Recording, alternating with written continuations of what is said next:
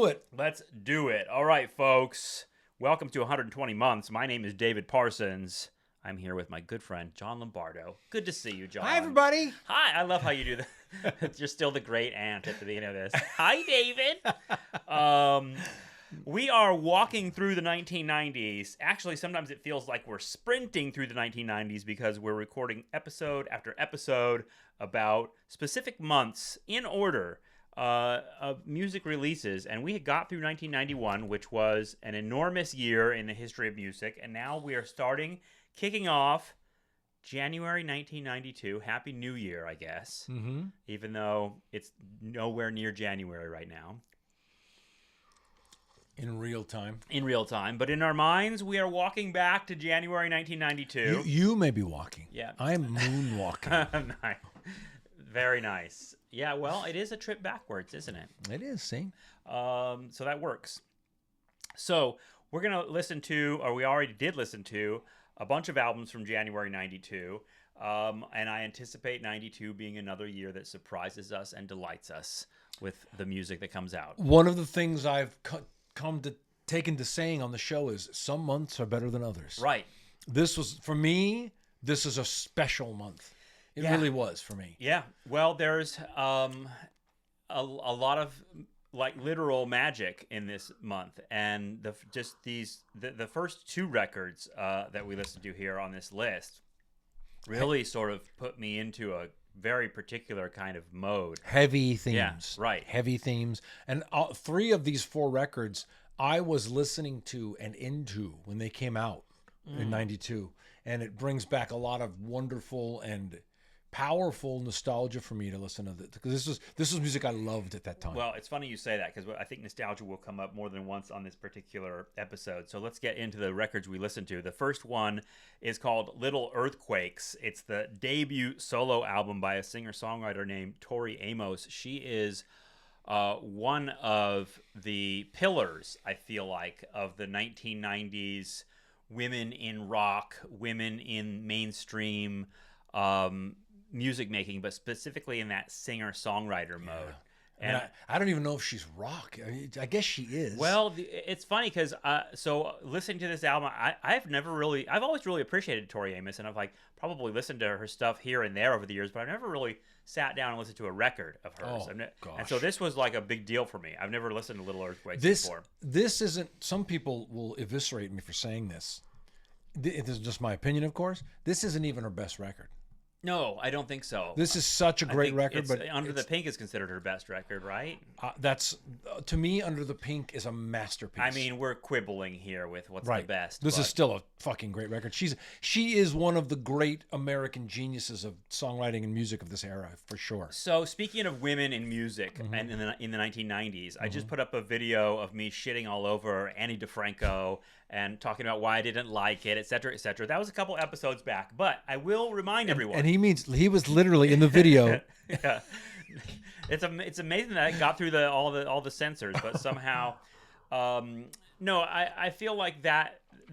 I in that video and in that episode, I was sort of separating Annie DeFranco from the rest of the PJ Harveys and the Tori Amos, and I was sort of talking about that musically mainly because what Annie DeFranco does is a very sort of stripped down acoustic thing, whereas these others are like composers. They make it, they have a lot. They have bands. They do a lot more.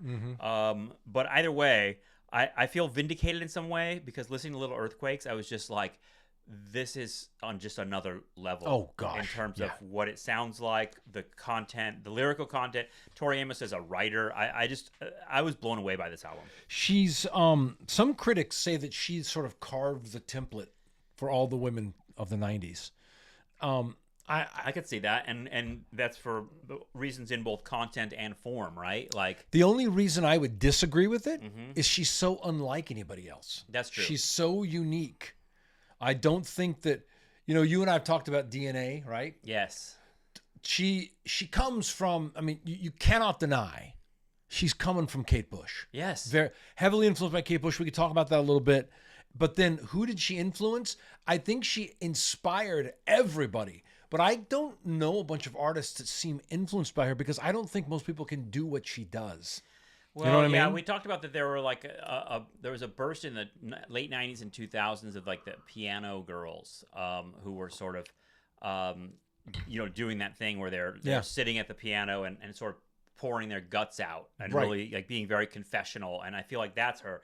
But the Kate Bush thing, I didn't realize before because it's only in recent years that I've even become familiar with Kate Bush and her whole sort of thing. Claudia loves Kate Bush and has like a whole bunch of her records, and so we listen to them all the time, and I love them. Like those you can put on anytime, and I'm going to enjoy them. There's something about them. They have like an energy to them. They're magical. Right, exactly. There's a mystical sort of quality to them. I fucking love those records, and I didn't expect.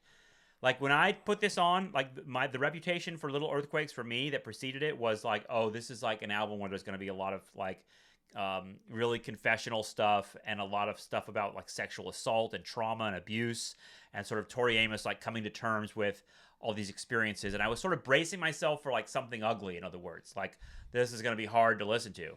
And instead, I'm sort of invited into this really like complicated and beautiful world of music that she creates on this album. Yeah. And she talks about all those things, but in an empowered way. Right. She has agency and She's not strength. just whining. No, she's a fantastic songwriter, man. She's pissed and funny. Did you know that she is funny. Right? She is funny. Mm-hmm. Did you know that she really is a genius? Yeah. She got into, but she could play by ear by the time she was 2. She started composing when she was 3. She got into this really prestigious music school at the age of 5, but she dropped out because she didn't like having to read charts. She liked improvisation. So she got either dropped out or she got kicked out. I'm not sure. And she has something called chromesthesia. I read about this. Where she sees the music as light structures. Mm-hmm. And, I don't know anything about that, but she clearly seems like she's hearing things that she's following. She's one of those people. Great artists do this. Bowie does it. We talked about other artists who are just like, she's just following the muse. Yeah. You know what I mean? And she's giving you what she hears and sees in her mind. She has such an interesting background. She moved to LA. She was a backup singer for Stan Ridgway and Al Stewart. Mm-hmm. Do you know Stan Ridgway? No. Stan Ridgway was a singer of a band called Wall of Voodoo. They had a hit, I'm on a Mexican radio. Oh, yeah, of course. He also did some of the soundtrack for a movie called Rumblefish. Yep. Coppola. Yeah, Coppola. There's a great song on that album, on that soundtrack. It goes, "Don't box me in." Mm-hmm. That's Stan Ridgway. He's an interesting guy. She was a backup singer for him. Al Cooper. Remember Al Cooper was like The Year of the Cat. He was like a 70s piano guy. Right. So she had this backup singer career. And then she got signed by a label and they built a rock band around her called Why Can't Tori Read? Mm-hmm. Mm-hmm. Matt Sorum was the drummer. The guy who went on to be in the Cult and then later Guns N' Roses was a drummer in that band. And then she's a little bit older than those other women. I was she has some maturity. Yeah, she's 62 years old now. Right. She was and like Fiona Apple, for instance, is 48 now. And Fiona Apple was 19 when her first album came out. Exactly. Yeah. There's like there was a range, and I feel like Tori is sort of like the elder stateswoman. Of she was a little what happened in the 90s with women. A little older and probably benefited from that experience and that wisdom and that age because she's much more. This is a first album. Yeah. And she is a almost fully developed artist. And I say almost because I think her next album is even better. Right. So to get into looking at this through the prism of 90s music, I think that she was an inspiration to a lot of artists. I can't think of anyone she directly influenced, and I mean that as a compliment to Tori Amos. I don't think she's inimitable. I don't think you could do. Mm-hmm. She is so, fairy-like and coming from the ether and magical, and the way where she takes melodies. And also, I'll tell you, man, I love rock and pop music that's structured around an accomplished pianist. Yes.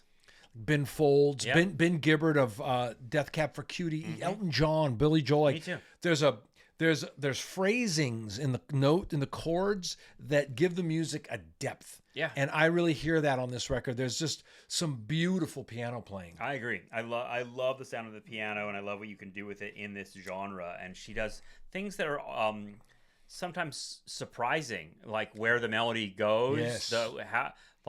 Even like Silent All These Years, which is one of the big tracks from this album, and has so many like great lines in it, like just incredible lines. We got to get into the lyrics.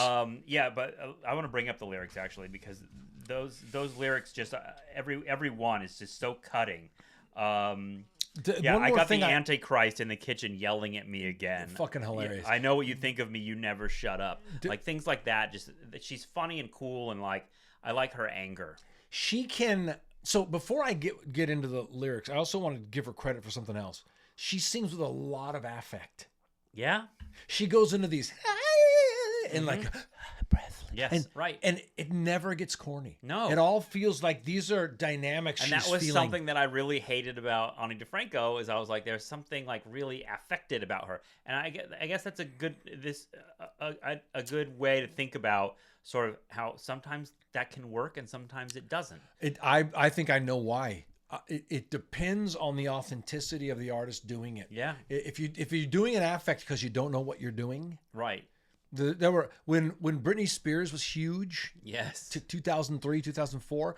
I worked with a lot of girl singers who tried to do that little crackle thing. Yeah. And it was just something they were trying to do to sound like that. It was not connected to anything emotionally they were going through. Right. They weren't connected to the lyric, and that was appropriate.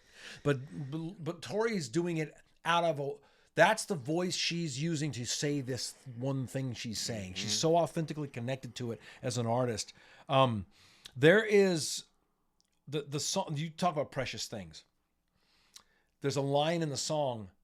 So you found the girl who has, what is it? You find really the girl who got really deep thoughts. What's so amazing about really deep thoughts? You better hope I bleed soon, boy. How's that for a thought? Yeah, I love that. Now, on its surface, that's just a jilted lover. Yes.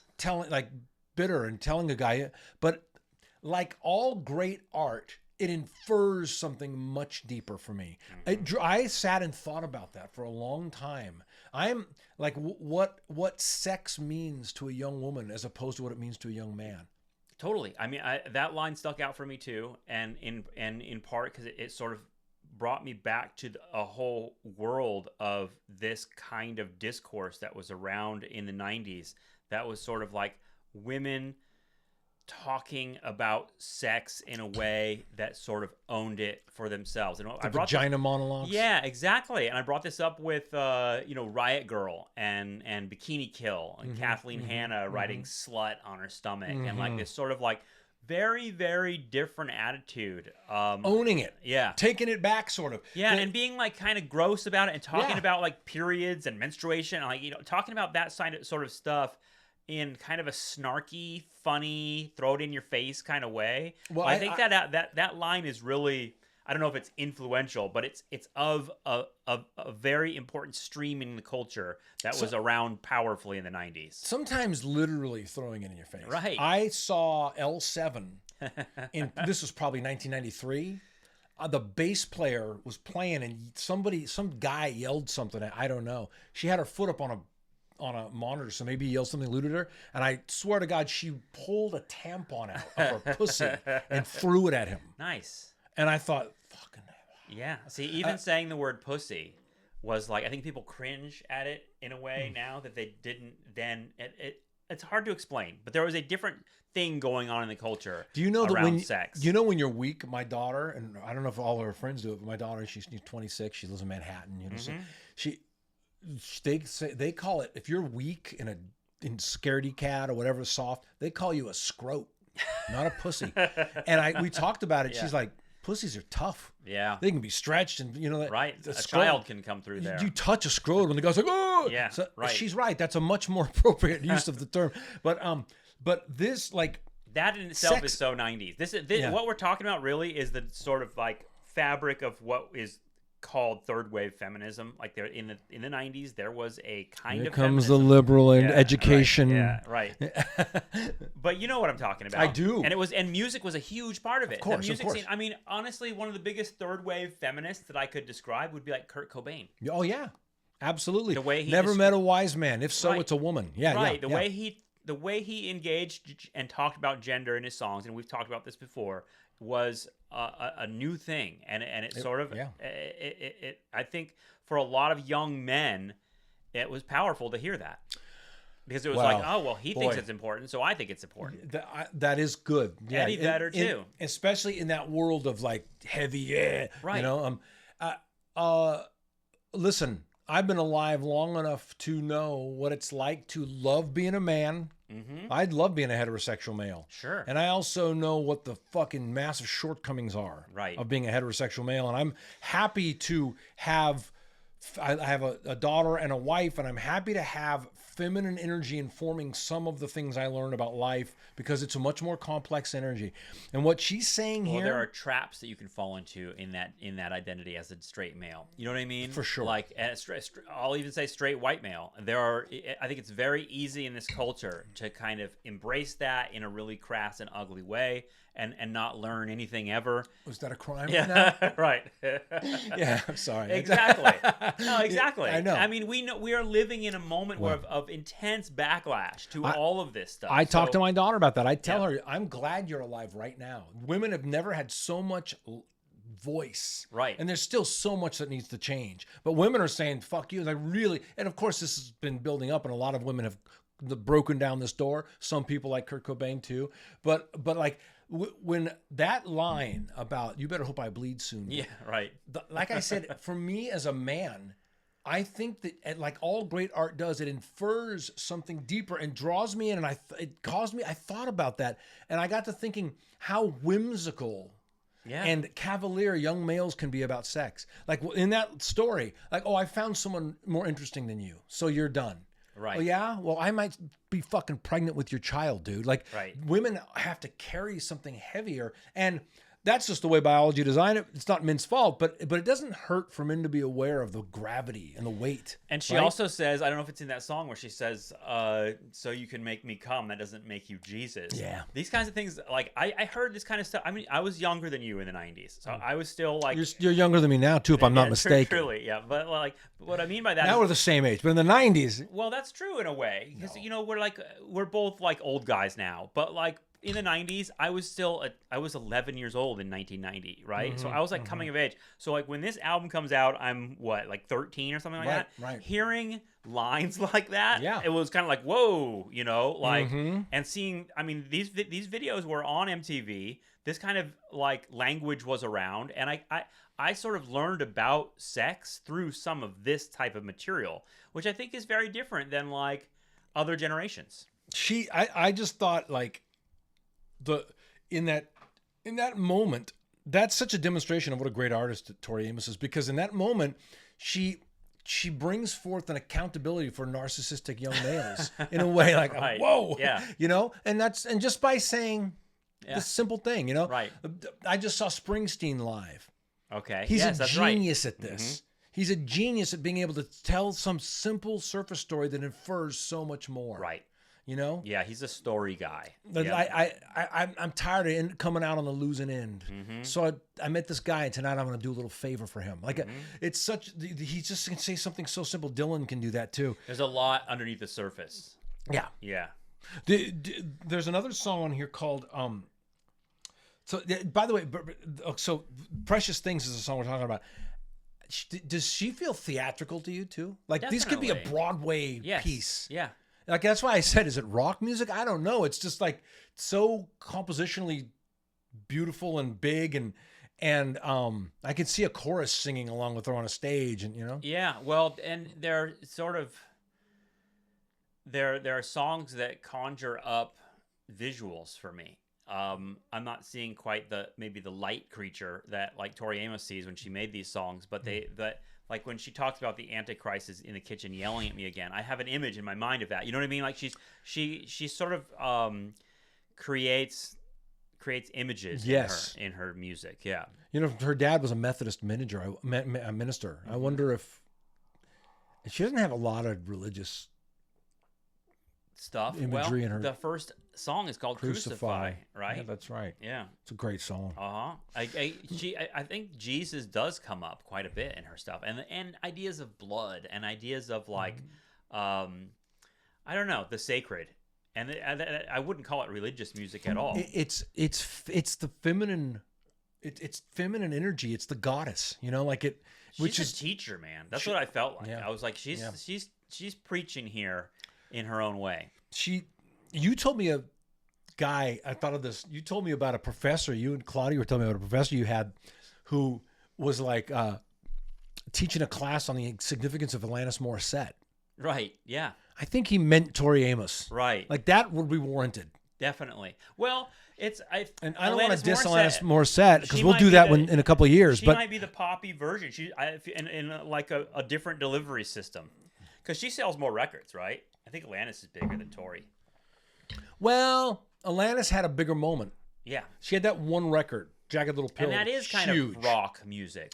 But you know, her next album only sold 2 million copies and was considered a flop, and it kind of stunted her career. So she got compared to that level of success, whereas Tori was just allowed to always be an artist. Yeah, right. So Alanis sold more of that record, but then I don't know how many more records she made. Tori's never stopped making records, I don't think. And I mean, I feel like there's a whole podcast, and probably is a podcast book sort of series that sort of thinks about all of these different women in the 90s, because everyone has their favorite, and it's almost like, what does it say about you that your favorites are PJ Harvey, Bjork, and Tori Amos? You know what I mean? I'm like, well, this has a good taste, first of all. Yeah. But second of all, geniuses. Yeah, right. Yeah. Exactly. I like geniuses. Yeah, really. But like at the same time, I will admit that like Alanis Morissette can write some catchy fucking songs. Oh man. yeah, like, she wrote a lot of the stuff on that record. It's just a different mode. Like it's just a different thing. What she did as a young girl, that's successful. That was just not like, she's not a creation of Disney. She's a real artist, and she wrote those songs, and she could sing, and she's a singer and a songwriter of great gifts. Yeah, yeah. But it's just there are so many, and the women that are like this in the 90s that you sort of like.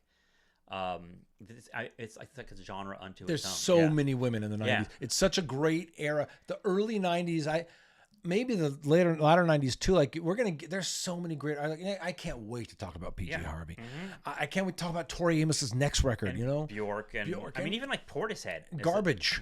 Shirley Manson's cool as shit. We already talked about the Sundays. I mean, there's a lot. Yeah. I mean, and doing different things. This is like Tori Amos is doing like the singer-songwriter thing. But for me, I was anticipating that and just being like, okay, she's going to be singing really raw confessional songs, plunking out some tunes on the piano. But instead, this is music. You know what I mean? Like this is something beyond that. I don't think singer-songwriter actually really captures what she's doing here. I don't know what. That's why when you said She's rock an artist. music, I said, is this rock? I don't know what to call it. Same as PJ Harvey. I wouldn't say she's just a singer-songwriter. She's an artist. PJ Harvey? Yeah. Oh boy, she's fucking brilliant, man. Well, wait till March.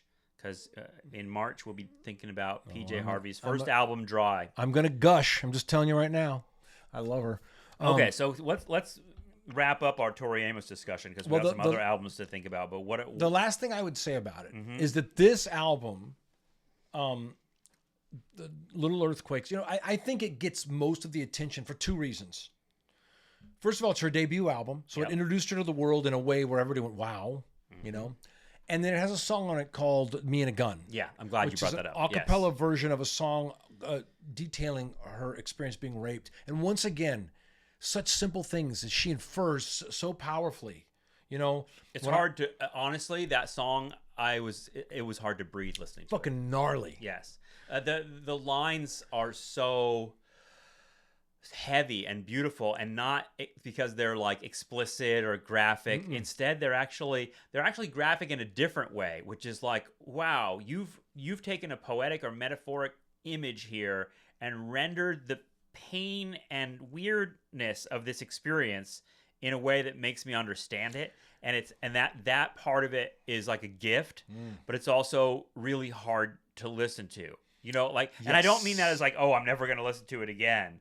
But she pulls you into it too much. It's yes. The line, I haven't seen Barbados, so I must get out of this. It, like, that's what was in her head. Just fucking killer, man.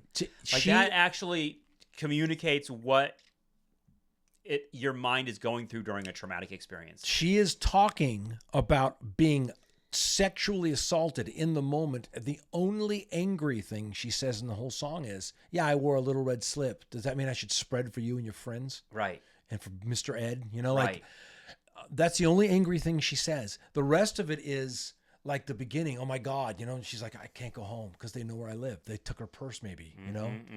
And then she's talking about, this isn't a classic Cadillac, like the things she was doing to distract herself from the horror of what was going on. And then like you said, yes, I haven't seen Barbados. I'm going to start crying talking about this right now. That's what I'm saying. It's really so intense, powerful, beautiful thing. And it, for me, it really, and I'll bet Tori Amos, if she heard me say this, would go, that's what I want it to do.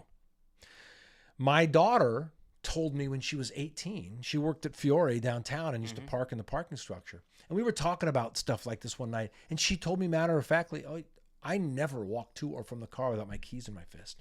Well, you know, do you ever do that? No. Do you ever do that? I'm a bit of a scrote myself. So no, but I'm serious. Like, yeah, no, I know. This is what I'm getting. The point I'm getting at is that made me say, women live in a world I can't understand, of fear, right, of feeling unprotected. That's fucking bullshit. And so like that's what I thought of when I was listening to this song about my daughter walking through a parking lot with a key in her hand. Yeah. Fucking makes me want to be it's, Batman and go lurk the night and beat the shit out of people. And that's your male take on it too. Right. It's like, instead of like it comes out as like I want to beat and kill the rapist, essentially, which is you know, not always the thing that a woman needs from you. It's not what the women need at all, no. Right. But I mean, maybe in the moment. Well, because, right. But I'd rather beat the fuck out of somebody than have them assault a girl. So. Totally. But the fact that that's such a common male fantasy is like, I'm going to catch someone in the act and kill them, is sort of like, if you're honest with yourself, you're thinking, what part of that male rage is also the rapist? You know what I mean? Like that's an interesting point, because I don't think we should beat ourselves up for feeling that. It's instinctive. For me, certainly having a daughter, it is. Oh, totally. It's super instinctive for me. I did not have those kind of feelings before my daughter was born. Right. And I have them strong now. So I don't blame myself for it or say anything dark about it, but I think what you're saying is very interesting. Yeah. I've never looked at it that way. Yeah. I mean, I agree with you in the sense of like, I don't think there's anything wrong with feeling rage and a thirst for violence when someone is being hurt and assated. I mean, that makes sense. If you're going to attack a woman, you should be badly wounded before you can do it. Do you remember the whole like Take Back the Night thing that was happening in the 90s? So a lot of people who weren't around or don't remember that, and I certainly remember this. I mean, this was date rape was a huge discourse. I mean, Sublime has a song about it. Which is, not in a healthy way. Well, kind of. I mean, it's a nasty song, but it's not. It's an anti-rape song, at least. It's like sort of about. We'll listen to it. Yeah, actually. We'll get to it. But it was my point is that it was a subject in pop culture, and people were talking about this. And there was a woman, I'm going to forget her name, that was like a singer in Seattle that was the Mia Zapata from the Gits, right? Yeah, who was raped and murdered after a show. That's right. And it was like a big moment. That's why we played with Nirvana. That's how I met Kurt Cobain and Courtney Love. No way. It was the Rock Against Rape concerts we were doing. Right. Yeah. So like that's something that I think is in some ways can be a forgotten element of the 90s. Is that there was an intense discourse about sexual assault and rape. And music was a big part of it. We have as we're having this conversation, we have a couple of senators that are having to step down from their position because they sexually assaulted and we have a president young girls who is a piece of shit on this issue as well. I mean, what, really? Yeah, right. Let's not get into it, but I'm glad you pointed out that song, because that song's heavy, but it's I think a key track. And another key track is the last song of the album, Little Earthquakes. Little Earthquakes itself, which is just such beautiful poetry. She's a really great writer. She's so great. I that was probably the number one thing that stood out for me in this album was like, God, that line. Like, this is one of those albums that I would want to like read the lyrics while I'm listening to it and pore over what each one means. And at the same time, like Winter, China, she's also a master of song dynamics. A master of song dynamics. Bringing the emotion up and then leveling it, bringing it way down, and then explosive again. She's a master of song dynamics, which to be a great performer, you have to have that. She's so great at it. She's going to become famous in part for doing some covers too, right? Yeah, later on. yeah. On the B side of Crucify in the United States was "Smells Like Teen Spirit." She Smells Like Teen Spirit, and she did just with a piano. Yeah, and she does a version of Eminem's song "Kim," which is again a song in which Eminem is essentially murdering his ex-wife. Yeah, and Tori Amos, just by singing it in her way, totally changes the context of it, and you're just like, holy shit. It's really, really powerful. Which, once again, that's what a great artist would do. Yeah. So the only point I was going to make was like, this is on the Rolling Stones 500 greatest albums of all time list. It belongs there. It does. However, I think we're going to see an even more powerful version on Under the Pink. Okay. I think she's going to go up from here. It's not as the content. There's no Me and a Gun on there. Well, there's that's, no from songs what I going to understand, that's part of what makes Little Earthquakes notable, is that it's the one album where Tori really speaks explicitly about her own experiences in ways that you can understand, and she gets a little more opaque and poetic moving forward. That is true. Yeah. And that's I think both a good and bad thing, you know? Well, Tori, if you're watching, thank you. You're a fucking genius. She's not watching. She doesn't care about our podcast, John. She has other things to do. But you know what? I do hear that she's making new music, and that there's an album that's going to be coming out. She just released a single. Yeah. I tried to get tickets. It's sold out. Oh, that sucks. Yeah. I would. I'm kind of like a. It's funny because I've always loved her and always appreciated her. I've never really gotten into her before. I feel like I'm a new Tori Amos fan, so I'm excited about discovering more of her albums moving forward. But let's move on to another album. On this playlist, this particular January 92 playlist, following Tori Amos with this next album was really like, wow. Yeah. Okay, now we're like, I feel like we've gone into just a sort of another mystical realm in its own way. And this album is called Magic and Loss. It's the 16th solo studio album by Lou Reed. Came out January 14th, 1992. It is sort of a concept album about exactly what the title signifies, magic and loss. He apparently wanted to do an album about the concept of magic with some different books and things that he had been studying and reading about, but then had some people in his life, two friends die, and watching one of them die of cancer in a hospital in particular blew Lou Reed's mind, and he ended up making songs about it and calling the album Magic and Loss. I first heard about this album on the Mark Maron podcast many years ago. He talked about he's a huge Lou Reed fan, and he just, for whatever reason, randomly he mentioned this album, and I was like, oh, I gotta check that out. And it's become I love Lou Reed, and I've listened to a whole bunch of his music and a whole bunch of Velvet Underground and solo stuff. I love Laurie Anderson. We talked about Lou Reed before with the Songs for Drella, which I loved as well. But hadn't been so familiar with. I'm much more familiar with Magic and Loss, but hadn't listened to it in a while. This album blows me away, dude. What do you think about it? Had you heard it before this week? Oh, yeah. Okay. Yeah. I've listened to it for years. I discovered this album probably about, 12 years ago. Somewhere in there. I was listening to it in 92. Mm-hmm. I don't remember how I got my hands on it.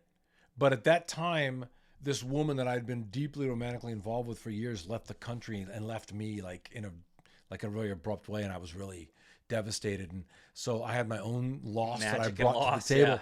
Yeah. And so I really connected with the emotion of the record. I don't think anybody but Lou Reed could have made this record. No, of course not. It's quintessentially him. In fact, reading about it for this podcast, I learned that this is like his favorite of all his albums. That he felt like he had really nailed it, and nailed it in the sense of like, oh, this is the best thing I've ever done, but more like, this is the most honest I've ever been. This is where like I didn't really have a lot of commercial considerations. It was just this is just what I wanted to do. What I wanted to do. This is the exact quote. He said, "It's my dream album because everything finally came together to where the album is fully realized.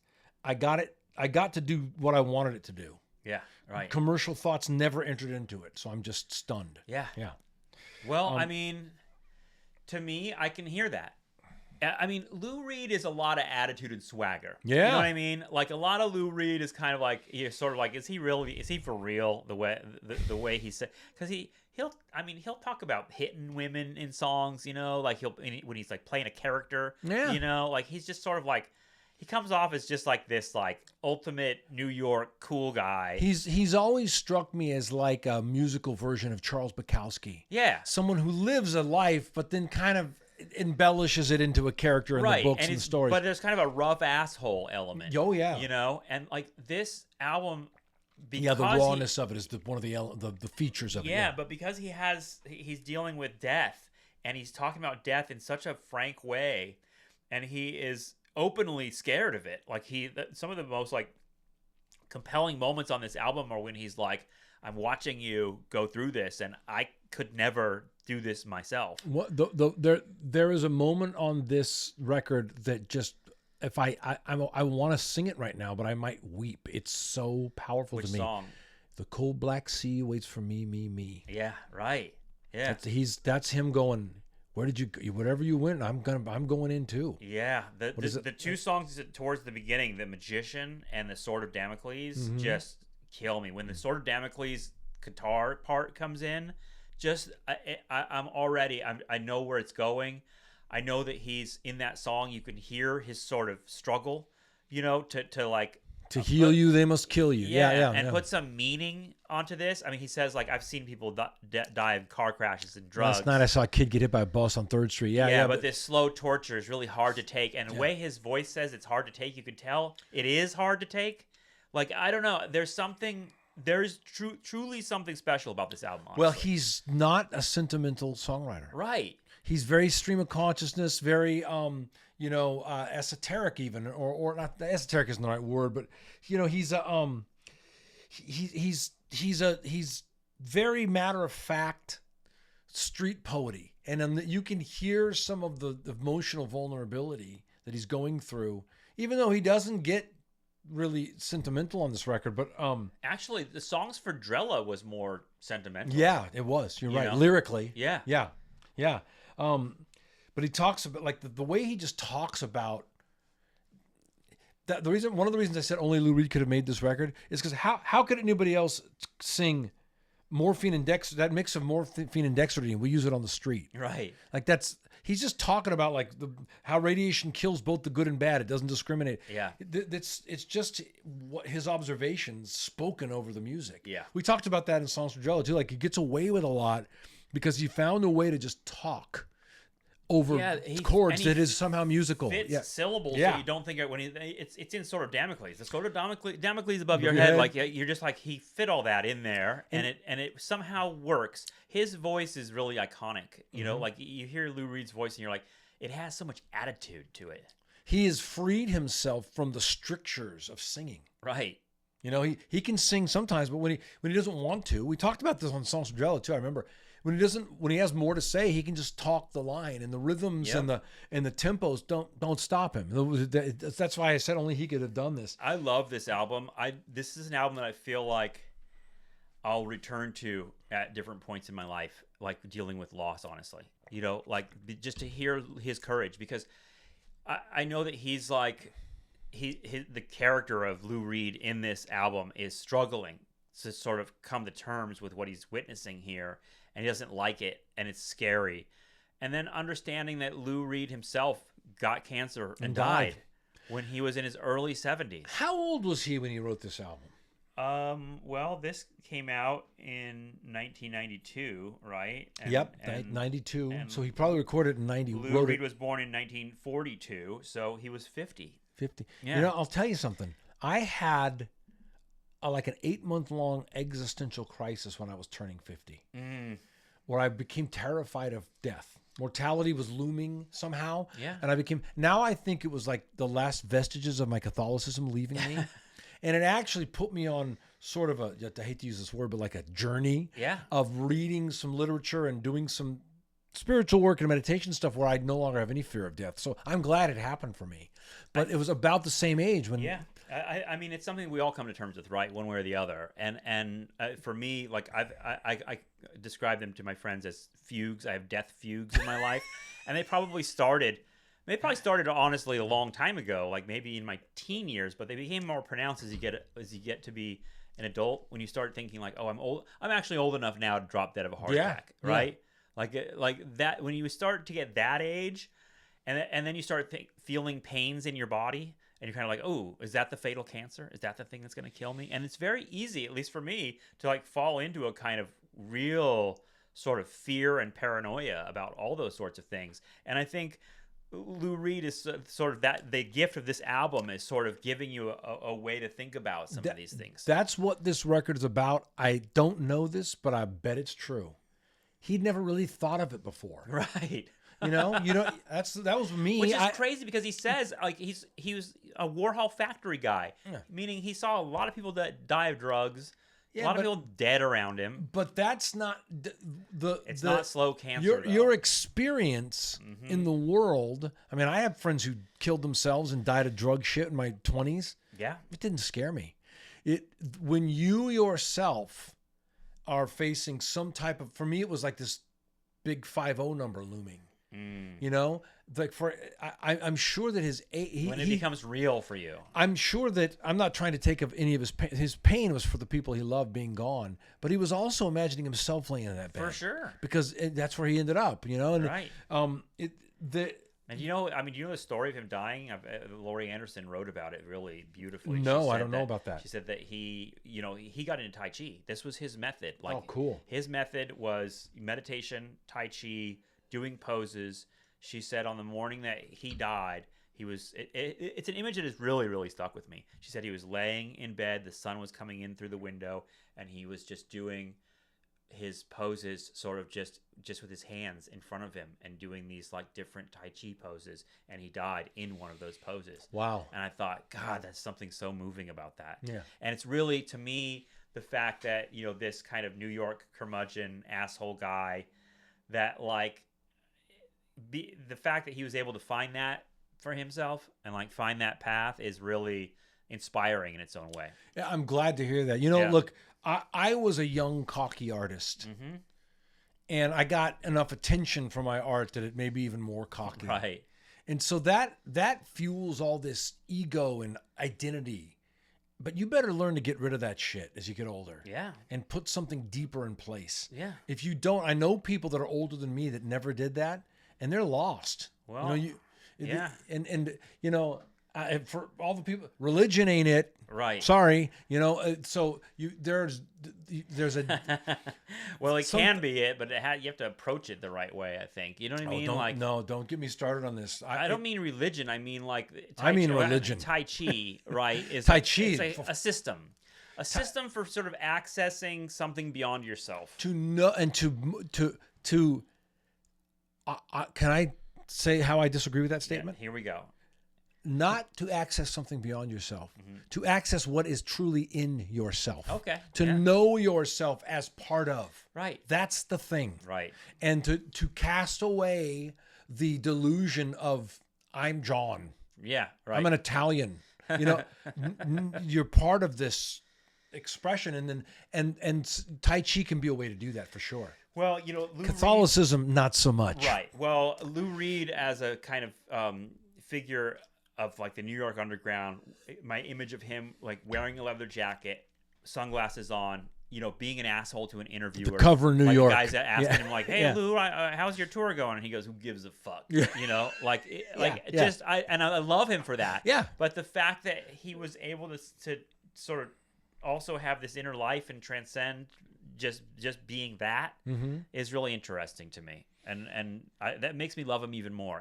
And Magic and Loss is sort of the evidence of that. I'm glad to hear you tell me that story, that he found something that took him into depth and within himself that helped him die.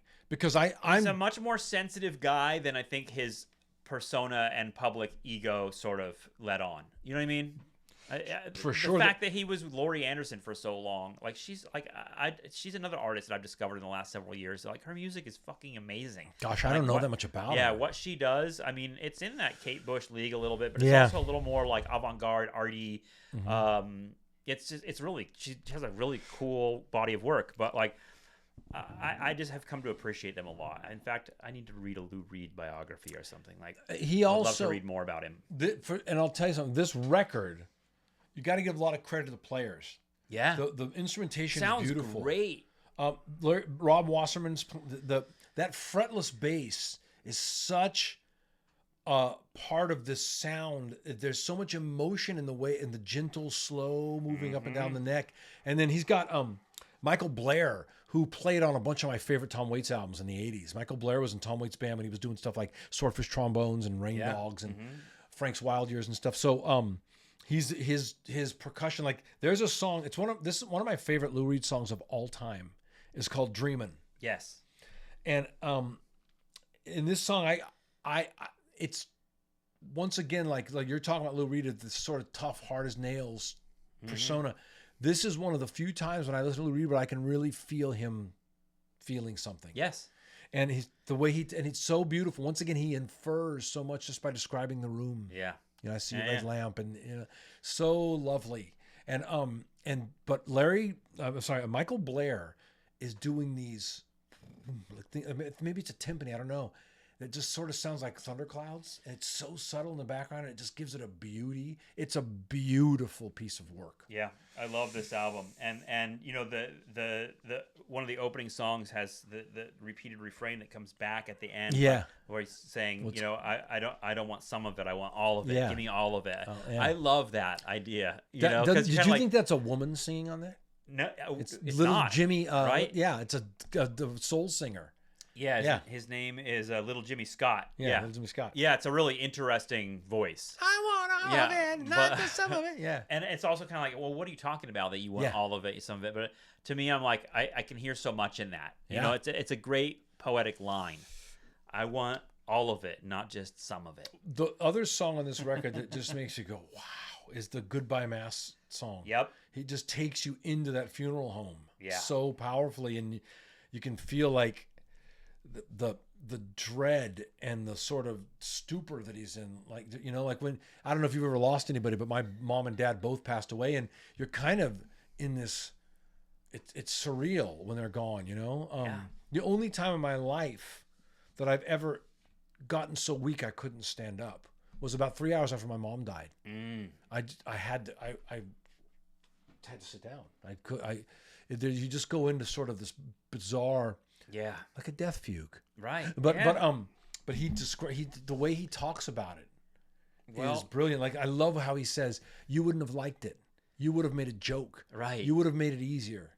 Tomorrow I'm smoke. You would have said tomorrow I'm smoke." Like, I felt that way. I've been to funerals where I'm like, he wouldn't have liked this, like, right.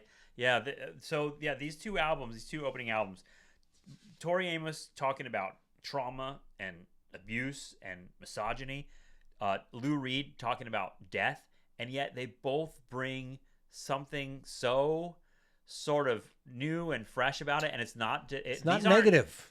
These aren't like total downer albums. No. In fact, I feel refreshed after listening to them. That's a great point. That's why I keep saying the word gift, but I feel like both of these albums are such gifts from artists that are just like have enormous talent to take this is the best thing about art. Take things like death and abuse and things that we don't want to think about and things that are hard to think about and make them easy for us. Somehow bring They're beautiful albums. This is a great way to start January 92, I'll tell you that. That's a good point. I like that you said that. I felt it didn't take anything from me. It gave me something to listen to both these records. And they both talk about these difficult things in a way that they don't paint themselves as victims. There's a strength, and even I don't think it's uplifting, but there's hopefulness to it. Yeah. You don't end up being like, oh, that's how she feels or that's how he feels. You end up saying like, oh, that's how it feels. You know what I mean? Yes. Yeah. Do you think Lou Reed? I think Lou Reed was incredibly influential in the '80s underground. Do you think he's influential in the '90s? Well, I mean, so he had that song "Perfect Day" that I know is an earlier song that was part of the Train Spotting soundtrack. Okay. And that's how I think I discovered Lou Reed, honestly. It was that and Bono, U2. He brought Lou Reed up to sing "Satellite of Love" when they were on the like Zoo TV tour really? for Octung Baby. And I probably told this story when we talked about songs for Drella, but that's when I was like, oh, like Lou Reed is someone I should know. Like he seems like an important artist. Yeah. And I think that in the 90s, he had fully entered that elder statesman sort of thing. You know what I mean? Where you felt like, oh, everybody's got to, if you're into like cool hipster culture, you got to know who Lou Reed is. So maybe he was, once again, like I think this is such an important distinction when we talk about the 90s. Influence versus inspiration. Right. Yes. So a lot of artists were probably inspired by Lou Reed. Would have named him as a favorite, but you don't hear him influencing things. Like the one the go-to is fucking Neil Young. He influenced everything in the 90s, right? Right. So I think Julian Casablancas of the Strokes does like a Lou Reed thing. Yeah. You know, like, and I think he played with him at some point or something, and he has funny stories to tell about on the podcast. But just visually and attitude-wise, and being like that New York cool guy with the sunglasses and the leather jacket. Yeah. You know, and doesn't give a shit about stardom. Right. Yeah. But at the same time, you end up being like, actually, if you listen to these guys, and I would think this is true of the Strokes too. If you listen to Julian Casablancas' music and Lou Reed's music, you're like, these guys aren't fucking tough guy assholes. They're actually really sensitive artists that have really beautiful things to tell us. Most tough guy assholes are faking it. Right. No, they are. Yeah. Like, it's just kind of a cool pose, and it actually it works in a way because you're sort of like, oh, this is actually bringing me in. Like, I'm intrigued. Like, who is this guy? Who is this guy with the sunglasses that says, I don't give a fuck while he throws a cigarette at me? It's a persona. Right. It's a persona. Yeah. All right. So let's move on to our next album. Speaking of tough guy assholes, this album is called Congregation. It is by the band the Afghan Whigs, who we talked about before with their album Up In It, I believe. We did. Greg Dooley is the lead singer and sort of architect of this band, although there are other important figures, I think, in the band producing this music, because it's hard for me to describe how this music sounds. I want you to do it. Actually, I was thinking a lot about Dinosaur Jr. when listening to this, like in the tone of his voice, the sort of way the guitars are mixed. But I know that this band, Afghan Whigs, is also sort of known for its incorporation of like R&B and like funk and soul stuff. And I was theoretically, but then I was really trying to hear that, and I went to the last track, Miles Is Dead, on this album, which is a really cool album, and he's doing the ooh baby, like ooh baby, right, exactly. Yeah, there's a lot of babies and darlings, and I mean Greg Dooley is very much into R&B and James Brown and stuff. So that's where I was like, okay, it's actually sort of in the overall sort of affect and the little sort of touches here and there of like, you can tell this guy listens to that kind of music for sure. In his singing, there's a sensibility, even though this sound comes off as like punk rock music a little bit. So yeah, definitely has a punk feel to it. The way I discovered Afghan, they're one of my favorite bands of this time. I loved this record. In 1992, I walked into Wild Planet, which is our record store downtown, and this was playing. This album? I went over to the front desk or the cashier, and I said, "Who is this?" And they said, "This band Afghan Whigs." And I looked at it and I bought it. I bought the cassette. And I listened to it. I probably broke that cassette and bought another one. I listened to it all the time. I love this record because I think this record is very much the 90s version of Excess. Like in the 80s, Excess was cocaine and a big party. Right. In the 90s, it was about a way to explore your own darkness. Yeah, right. And he in these songs, he very much plays this debonair, dangerous Lothario, both sexually and with addiction and stuff. He's dancing with all these things, and then and it mirrored what I was doing, and I was getting into drugs at that time, and I was a lead singer in a touring band, and had a lot of girlfriends and stuff. So and it's really important to say this part. He was also one of the reasons this record is so good to listen to is he's not repentant yet. about it. Yes. He's just celebrating No, it. there's something I was gonna say. There's something like sinister and lascivious about the character that he is on this album. And he's not a dope. He's not some guy just going, yeah, I want to fucking. He knows that what he's doing is nihilistic and Right. self-indulgent and hedonistic, but he's having a good time. He's in what I call the Jim Carroll stage. So Jim Carroll wrote a book called The Basketball Diaries. Yeah, I was gonna say. Yeah, that name sounded. And he familiar. also had a couple of hit songs in the 70s. Those are people who died. A couple of like these hit songs in the 70s. But if you read The Basketball Diaries, they made a bad movie out of it with Leonardo DiCaprio in it, which the movie had to be responsible about what he was doing and Right. show all this destruction. But if you read The Basketball Diaries, he was 14 and 15 years old, running around Brooklyn, getting strung out on drugs and hooking up with girls. And he was having a great time. It was fun. Right. There's no... Right. Now Jim Carroll wrote another book later on called Forced Entries where he's got to go into fucking rehab and his life is destroyed, which is the inevitable outcome of this, right? But he wasn't there yet. And this record, he's not there yet. He's having a good time. And so I equate that with my own experience at that time. I related a lot of what he was talking about. The themes are, simultaneously, the themes are about deceit. Let me lie to you. Can I deceive you? Don't ever question me. I'm going to turn on you before you turn on me. Yep. And my Being a favorite, slave, she, submission and domination, My- self-annihilation. my favorite line on the record, you've got me figured out now. Now we're both disappointed. I love that fucking line. But I was thinking the whole time I was listening to this, I was like, John's gonna love this album. But he's savvy enough to give a lot of to cast the women in roles of power too. Like, I'm her slave. Yeah.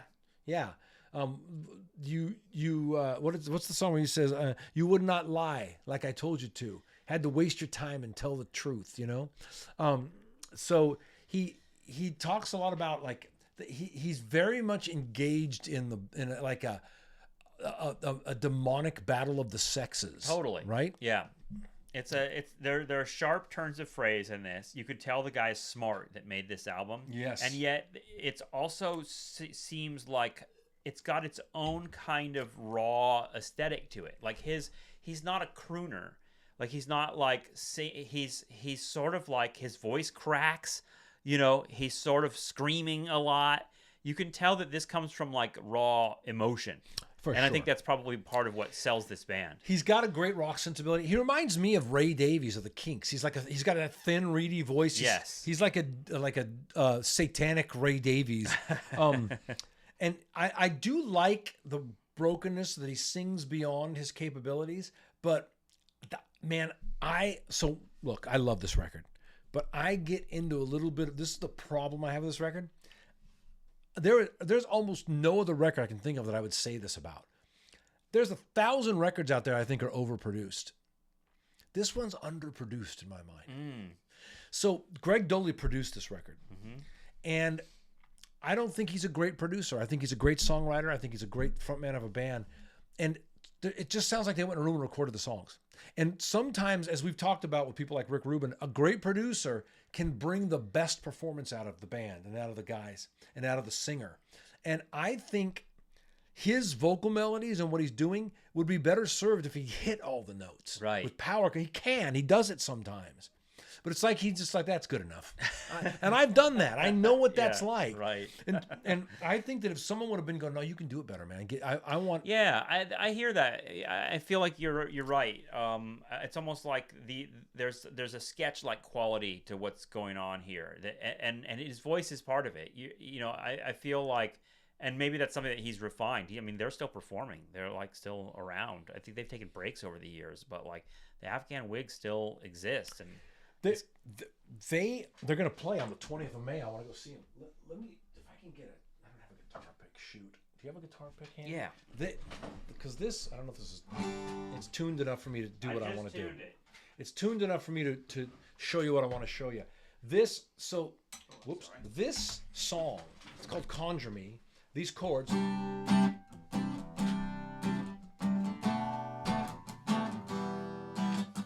And then and he's going, I'm gonna turn on you before you turn on me. Gonna turn on you, you and you.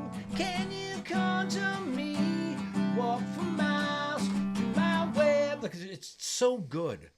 But it's all kind of mushed together. And then the guitar player's doing this super cool. Like and he's he's following that vocal line. Yeah. And Rick McCollum is a really cool guitar player. There's a lot of really cool guitar lines on this record. I'm sorry, and they're mashed in. They weren't given their own space. Right. And like that mashed in stuff, like it works for Superchunk and Sebadoh and stuff.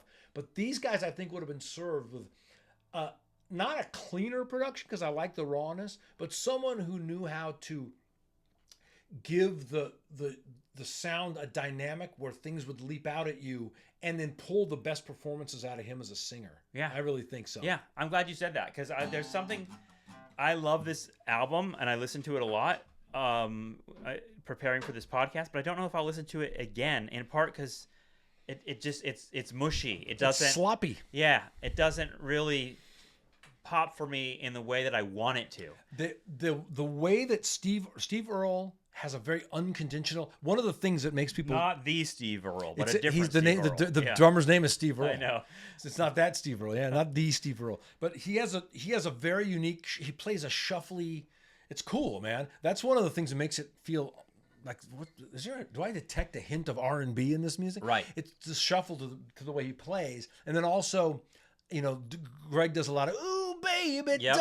darling, like he's singing like an R&B. He's using R&B language. Well, I saw it described as the Four Pops meets Iggy Pop, and I was sort of Four Tops, not Four Pops, the Four Tops, and I was sort of like, where is that? But then the more I listen to it, the more I sort of hear that. But it's because it's buried.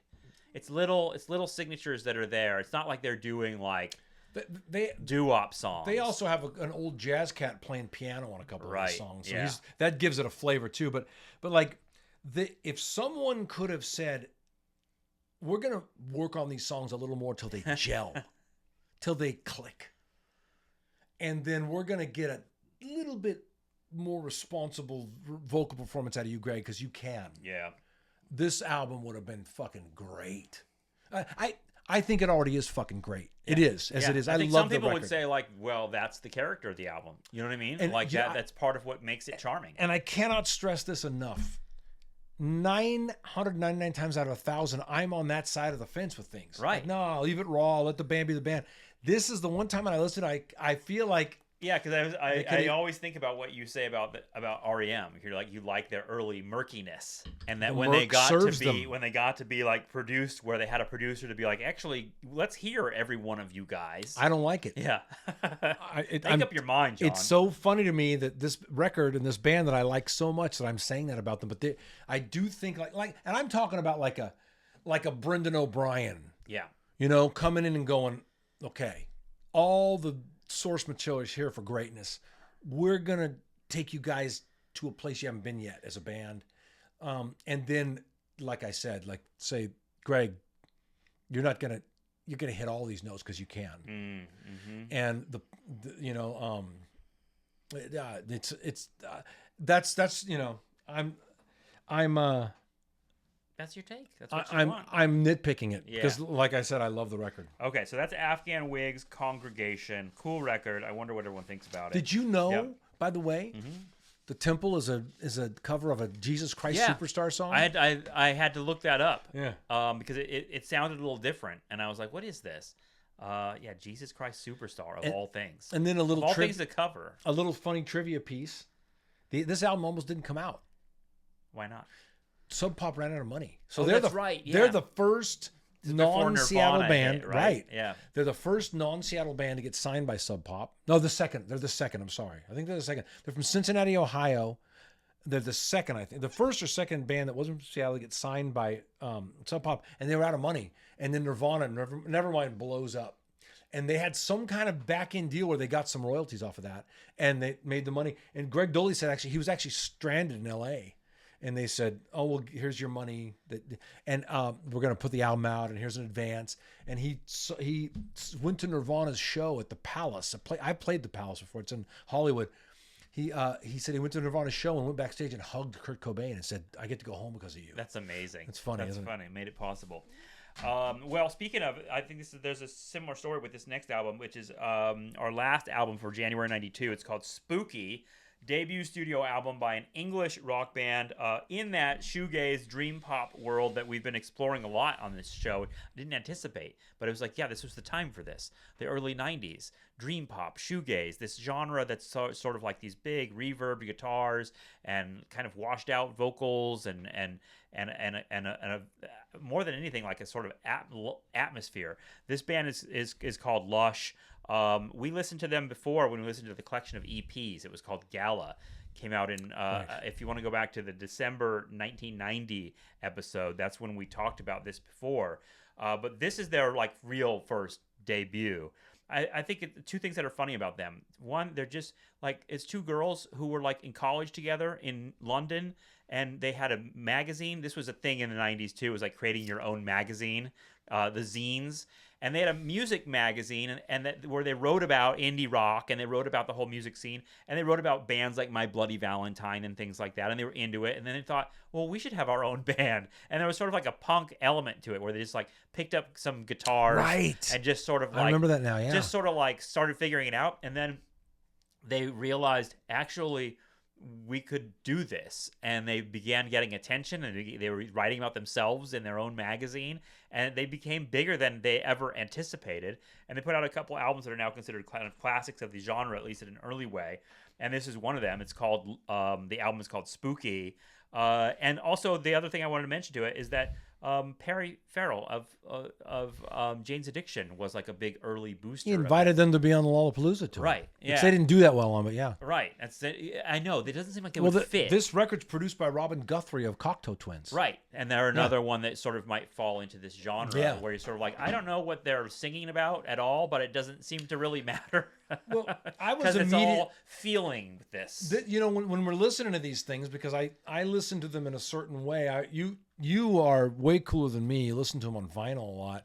I'm like working on Not this one. This is a streaming one for me. I sit and write about it, Yeah. like whatever comes to mind, and then I read and stuff while I'm listening to it. So I was listening on the streaming service, right? So the record just rolled into this album for me from Lou Reed. It just rolled in. And I was immediately like, oh, drawn in. I noticed. So I wanted to say that I immediately felt drawn in by the music. Oh, this is kind of interesting. Yeah, I like this. Yeah.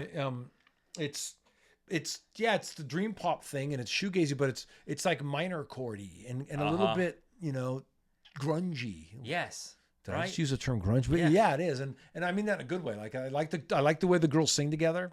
It's cool. I liked it. Yeah. It's unmistakably a British record. And so I thought about, like, why is that? How come I go immediately, oh, this is British? And I think about that whole Manchester scene with like Stone Roses and Happy Mondays, and then like these guys, and even up to like Oasis. If you listen, the drumming is very repetitive. Yeah. You know what I mean? It's the drummers in these bands are just setting down the rhythm for the song to happen over. Yeah, I could see that. And I'm thinking about, if we're thinking about like parents and children of this band. DNA. Yeah, I mean, I hear The Cure, honestly, a little bit, Yeah. And not only in the musicality of it, but the sort of attitude there, and the kind of like, even the Sundays, there is something like, it does feel like a rainy day. You know what I mean? Like that's part of what maybe makes us say like, oh, this is so British. There's something really kind of, I don't know, beautiful and mystical in its own sort of like heavy way. With a melancholy. Right. Yeah. It's a sadness there. Well, I'll tell you something I thought of about this. This will be a great clip, by the way. There aren't a lot of things. I love that you're marking the clips now for me. Makes it easy for me, actually. There aren't a lot of things, in my personal opinion. There are fewer and fewer things to be glad about being American for. Right. But one of them, like if you lived in the 90s, you got to be part of this last generation of great drummers, great rock and roll drummers, people who played the kind of powerful, rhythmic things that just moved you. Like the the 90s, like Larry Lalonde of Primus, Sean Kinney of Alice in Chains, Dave Grohl, Danny Carey of Tool, my God, Carter Beauford of Dave Matthews Band, Jimmy Chamberlain of Smashing Pumpkins, Trey Cool of Green Day, the Jack Irons, and then even the guys that were still legendary. Alex Van Halen was still playing, Neil Peart still playing, Stuart Copeland, doing what he was doing in the 90s. Is Karen Carpenter included in this list at all? She was gone by then, I'm afraid. But like all these amazing drummers that we had in that time that were stars, we knew who they were. Yeah, we knew they were household names for music lovers. Who is the drummer in Imagine Dragons? The answer is, who gives a shit? Right. There's nobody doing. There's the drums are not important anymore. They're an important part of music. You know what I mean? I can't even think of Vinny from The Killers is a great drummer, but like that whole aspect of that whole aspect of music has been washed away by technology. Yeah. Rendered irrelevant. Yeah, well, people began to, beats kind of became the thing, right? Yeah. Like, obviously drums are beats, but like electronically produced beats became sort of, I don't know, almost taken for granted as that's what you need in your music. It's not all of it. I know there's some good. We saw Modest Mouse. They have 2 drummers. There are great drummers out there right now. I don't know their names. There's still great drummers, but their first drummer died, I think. But there's not a whole bunch of celebrity drummers that we don't hold that art form high enough anymore. Because you can go push a button and get any beat you want. Well, what's funny is over at the Grape, the local jazz club here in Ventura, just this last weekend, Danny Carey of Tool came and played. He plays with jazz bands and rock bands at the Grape. Did you see him? No, I didn't see. I didn't see these shows, but they always sell out, and it's really interesting to me because the people that are coming are generally people in their 40s, 50s, and 60s who want to come see the show where Danny Carey is playing the drums. You know what I mean? And he has a full band, too. But do they love the music, or they just want to see him play? Yeah, well, it's just funny to me because it speaks to what you're saying, which is like a celebrity drummer. Right. You know what I mean? Like a guy that you're like, oh, shit, like I want to see this drummer, which is, you're right. I don't really think of that as like the front of what people think of as rock. I think it's kind of like with movie directors, where you sort of like name one, and like most people could be like, I don't know, Steven Spielberg, like it's not like a genre that people know, a genre of artists that people know a lot of names. And drummers, you're right. Like I think there probably were more name drummers in previous eras than there are today. One of the reasons music is more disposable now is that we don't need great people to beat the rhythms out. Right. We just use a computer. Bloop. Yeah. And that's one of the reasons it's disposable. Well, we're going to have this conversation, John, because digital and electronic music is going to bust into the mainstream in the 1990s. We're going to hear like the Dust Brothers, it's all brothers, Chemical Brothers, Moby is one of them. But a million different electronic bands that are going to, I think, innovate into that era. Who else am I thinking of that are like the big, well, we'll get to them. Yeah, there's one I'm thinking of that I'm completely blanking on. Anyway, the era of the 90s is filled with electronic music becoming the thing, and I think it's partly what you're talking about is the dominance of hip hop too. Like hip hop doesn't generally have a drummer, right? Like hip hop bands don't have that. They have not usually. Yeah. No. Hip hop bands. We're a hip hop band. So okay, so that's January 1992. Spooky is a cool album. I enjoyed it. It's another one of those that like a lot of these dream pop records, I don't really think of it in terms of all these separate songs, although they are, you can recognize them if you listen to them. It's the sound of the band itself that's like a total kind of container for what they are. Right. Yeah. All right. Agreed. We got through January 1992. We are going to be moving on to February 1992 next. I'm excited. Nailed it. Yeah, that's right. Thanks, John. We'll see everyone soon.